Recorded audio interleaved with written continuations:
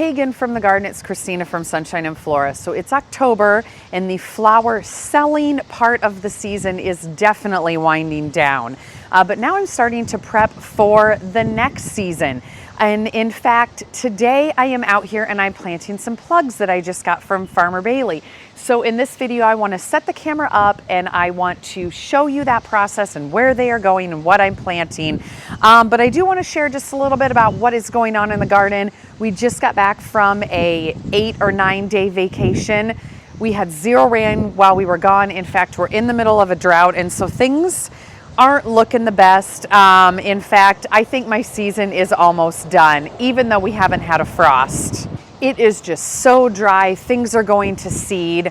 The bugs are destroying everything. So I have 3 large bouquets of an order to fill this week, and then that might be it. I don't know. I have celosia I can use. I have status, maybe some dahlias and some zinnias, and that's pretty much it. So I plan to film an end of season garden tour this week, so watch for that and I will show you everything. But first, I want to show you the plugs that I have to plant and where they are going. So this is the area that I'm going to start planting today. My dad and I finished off this landscaping area. I laid landscape fabric and it's ready to plant except for burning the holes. And this is behind the new retail space that will be open, has to be open by December, let's just say that. But anyway, I ordered 3 different varieties of plugs from Farmer Bailey recently. This is Yarrow, and it looks like this is the Summer Pastels Yarrow. It's looking amazing. I should add these are all perennials if I haven't said that, and these are 125 trays. So the Yarrow I actually am not going to plant today because that is going to go over in this space. And this is a new area where we had some really nice black dirt brought in. In fact, I was out here a lot of this morning smoothing and leveling it, but it needs to be tilled yet. So the Yarrow will not get planted today, hopefully tomorrow. The tray that is getting planted today is the Sahara Rudbeckia, and that is definitely going in this area. So the Sahara Rudbeckia is a variety that I have grown for probably the last 2 to 3 years in my garden. I absolutely love it, and I've started it from seed every year, and it starts just fine. I don't have a problem starting it from seed.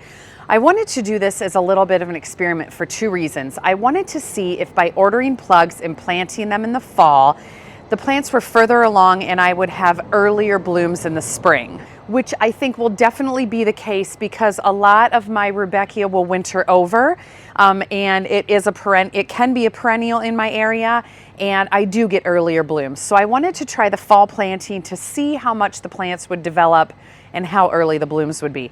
The other reason I wanted to order plugs is last year I ordered just the Sahara Rudbeckia seed, I think from Geo, and you're supposed to get kind of a variety of singles, doubles, reds, mauves, pale yellows. I think 90% of my seedlings all ended up being the same deep red. I was kind of disappointed I didn't have those mauves and especially those double yellows. I think I only had 2 of those plants. So I thought I'm going to order a tray of plugs and I'm going to just see what varieties that I get in that tray. So those are definitely going in the ground today. And then I have 2 more varieties of perennials to pop in that I want to show you. So the first one is this Skylar Veronica, and I believe this is all white, and these are 2 trays of 50. And then this tray, this is so embarrassing. I actually started these last spring, and they have been living in this tray ever since. They look really good. They are the Barlow Columbine. They are supposed to be a perennial, and they just really need to get planted out. They're very healthy. They look great, but they really need to get in the ground. And I'm thinking I'm going to plug them in over here somewhere. I have some open space here. I could easily tear out my Craspedia or my Ageratum that are way done. And then this is actually a patch of feverfew. I'm going to keep it. This was another area of feverfew, a snowball variety I didn't really care for. So these are done. I just need to clear some stuff out. And then all along here is already some of that Skylar Veronica, but then also some more feverfew. So I kind of want to keep this as my perennial section. Now over here is some Fama scabiosa and some Eryngium. So this whole area is kind of, well, minus all the zinnias, I want to transition it over to a perennial area. So I'm thinking the Veronica for sure can go in here, and maybe the Columbine. This area definitely heats up, and since we're in a drought and it is very warm, like in the 70s and 80s this week, I just really need to make sure to keep everything very saturated. So this is a really nice perennial bed that is about 4 years old that I have really developed. This catmint is going to come out, but I've got a lot of Rudbeckia, Echinacea. There's some self-seeded cosmos in there, but there's Baptisia in here, yarrow, a nice patch of the Fama pincushion flowers, and it's going to continue all the way across and behind the building. I just want this a big perennial cottage garden area that looks really great if I have garden tours, but I also can cut off of throughout the season. So I think what I'm gonna do is I'm just gonna set up the camera and let you guys watch me work. I think I'm gonna start out in the perennial area that is established first, because that area is already open and the landscape fabric holes are cut. It's pretty dry, so I think I'm gonna have to amend the soil as I plant those. I have some organic raised bed mix that I wanna use. I can just kind of fill the hole with that as I plant them, and then that will also help hold the moisture. Then we'll come over to this area and I will show you how I burn the holes in the landscape fabric. It's super quick and easy with just a butane torch I order off Amazon, and then we will get the Rudbeckia planted. And then another day I will do the yarrow once I have the new area developed. So let's head out and see how fast I can get these planted.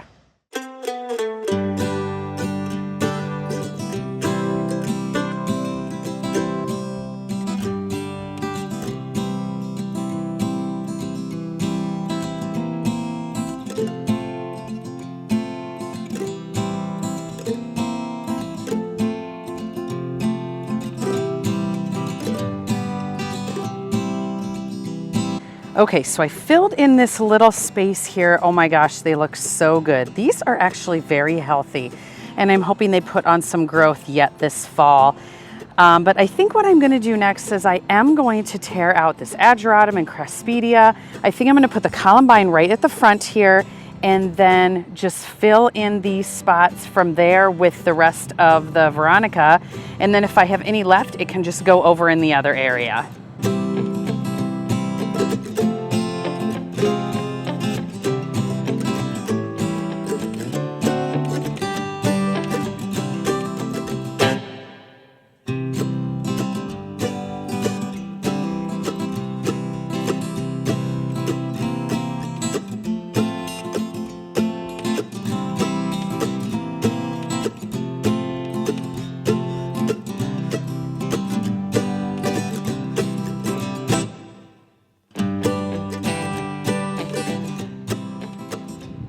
All right, so I got half of the Veronica planted, the little patch over there, and then the rest fit here. I'm gonna leave this space open because I just realized this little spot where the craspedia is, I think this is 4-inch spacing where this is 9-inch spacing. So I don't wanna plug a perennial in there. Where I put the columbine out front, that was 9-inch spacing. So I don't know, for some reason when I was planting the annuals here quick this year, I have different spacing, which whatever, that's fine. But these are in the ground. They look great. I have 50 more that I'm gonna put in that area. This area is pretty parched, so I do need to do a good watering of that today. But let's go get started burning the holes in the landscape fabric, and then hopefully we can plug in a bunch of the Rudbeckia. I think the rest of this Veronica I'm gonna save and plant with the yarrow, but we'll see how much space the Rudbeckia takes up. Well, I have to say it feels pretty good to be in the shade. It was getting really warm out there in the parking lot. We're having such a hot, dry fall. I almost can't wait till we get that frost and things cool off. But anyway, this is my really easy process for burning holes in landscape fabric. The only thing that I need is one of these butane torches. I get this off Amazon. I have it linked below in my Amazon store. These are like the little kitchen torches you get for creme brulee. I get the refill packs also either on Amazon, or I can get them at my local hardware store. That's where I got it this morning. And all you do, which I'll show you, is you turn it on and then you burn a little 3 to 4 inch wide hole. It goes so fast. No need for making a custom template. I mean, you can if you're doing a huge area that's all, you know, long rows, but this for me has worked really well. So for these Rudbeckia, I want to do the 9-inch spacing. So I'm just going to start by laying out my tape measure. And I want to give them some room so that they don't overlap onto my concrete patio that is behind the building. So I'm going to start about a foot in, and I'm going to turn it to open, and then basically you kind of punch it in and the flame shoots out. Now you don't want to do this on a windy day because then the flame will keep blowing out. So it's a little breezy today, but I think it's going to be okay. We'll try it. Whoa, first time turning it on. Okay. Woo! Let's turn the flame down a little bit. So then basically all I do is go down the line. Why is this shooting out a flame so much? It's like it's reacting to something. I don't know what is going on with this torch. I'm gonna turn the flame down a little bit. Holy cow. Anyway, there is 5 9-inch holes. Now I'm gonna stagger this next line a little bit. I'm going to start in, I'm going to stagger them in, and then I can kind of just go, I might have to go get my other torch because this keeps going out and it's not even windy. Okay, I have tested this torch. It burned normally, so let's see how it burns here.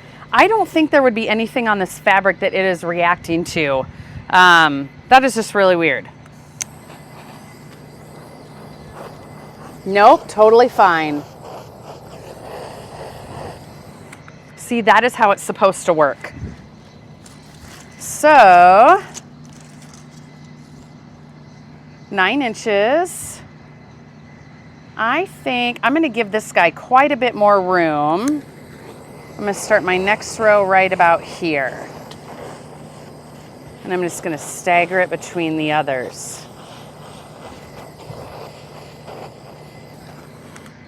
There, see how fast that is? It is so easy. All right, I think I'm gonna get this whole area mapped out with 9-inch spacing, and then the Rudbeckia are gonna go towards the front, I think, and then if I have some Veronica, I could plug those in right here because the Rudbeckias are gonna be oranges, and it might be nice to give a little white in between the 2 oranges for a little definition. I don't know, we'll see. I think I'll work on getting all my holes burnt first, and we'll see how many holes I have.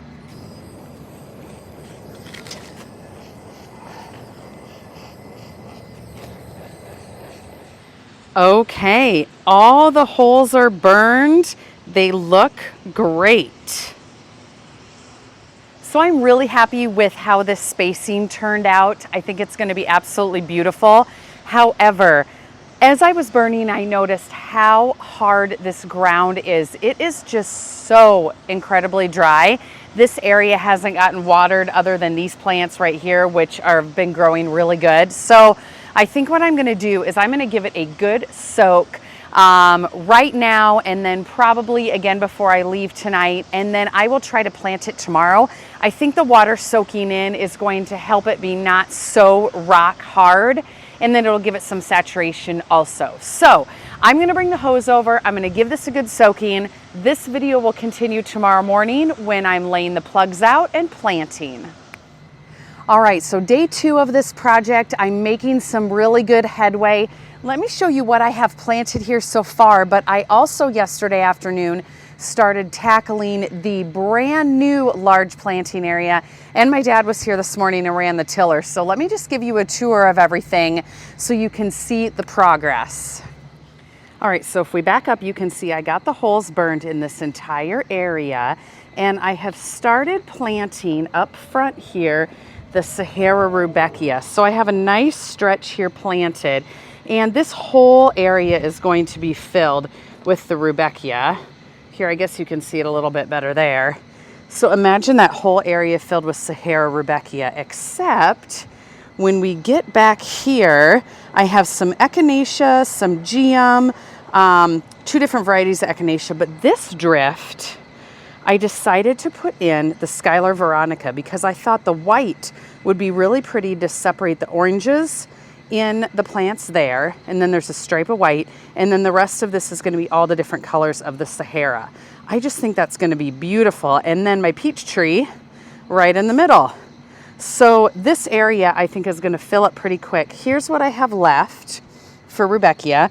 I think that should go pretty far, and then we'll see what's left and where I want to plug some other stuff in. Then if we walk over to the new planting area here, so if I told you in an earlier video, we had a whole bunch of really nice black dirt or topsoil brought in, and he just dumped it in with the backhoe. So yesterday afternoon, I decided to spread it all out as much as I could. Well, then this morning, my dad came and ran the tiller over the whole thing, pulled out the clods. There's a big pile of clods over there, and then he kind of raked it. So here's the line. It curves a little bit up to the cement here, because my goal is I want a little bit of an area so I can pull my car into the back of the building.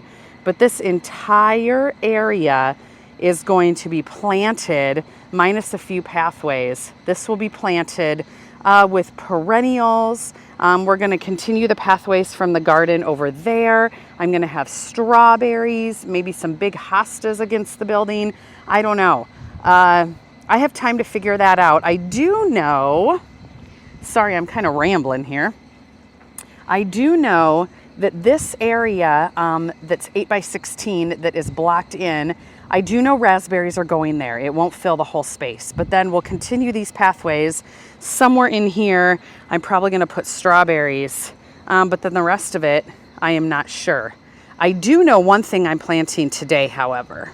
This tray of yarrow is getting planted in that space today. Where, I'm not sure yet, but I do know that is going in there. So the big area of dirt that just got all spread out, I am going to put some landscape fabric down in that area where the pathways are, but the rest of it, I'm not sure. As much as I would love to leave it mostly open, I get so many weeds. So I really think a bunch of the area does need landscape fabric. However, today the area I'm planting the yarrow, I do not like to plant that in landscape fabric because yarrow spreads so much, it will pretty much become one massive plant.